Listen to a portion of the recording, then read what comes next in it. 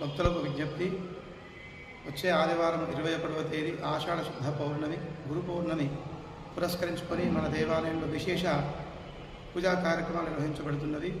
ఉదయం 5 గంటలకు నగర సంకీర్తన, 5 గంటల 15 నిమిషాలకు బాబాగారి కాకడహారతి, 6 గంటలకు గణపతి పూజ, పుణ్యాహవాచనం, రక్షాబంధనం, అలాగే బ్రహ్మకలశ ఆవాహనం, 500 కలశాల పూజా కార్యక్రమం. 8 గంటలకు 500 కలశాలతో భక్తుల స్వహస్తాలతో బాబాగారికి విశేష అభిషేకము, తదుపరి అలంకారం, అర్చనా కార్యక్రమాలు. అలాగే మధ్యాహ్నం 12 గంటలకు మధ్యాహ్న హారతి, ఆ తదుపరి మహా అన్నదానం. సాయంత్రం 6 గంటలకు సంధ్యాహారతి, రాత్రి 9 గంటలకు షేధారతి, తదుపరి అల్పాహార వితరణ. ముఖ్యంగా సాయంత్రం 5 గంటల నుండి రాత్రి 9 గంటల వరకు పోసం మైదానం నుండి మన దేవాలయం వరకు ప్రత్యేక కోలాట బృందంచే బాబాగారి విశేష పల్లకీ సేవ కార్యక్రమం. మరీ ముఖ్యంగా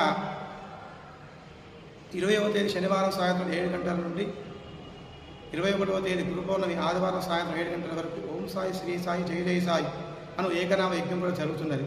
వారు భక్తులంతా కూడా ఇట్టి కార్యక్రమాలలో అధిక సంఖ్యలో పాల్గొని ధనావస్తు రూపేణ అన్నదాన కార్యక్రమం సహకరించి బాబా కృపకు పాత్రలు కాగలరు. జై శ్రీరామ్, జై సాయి.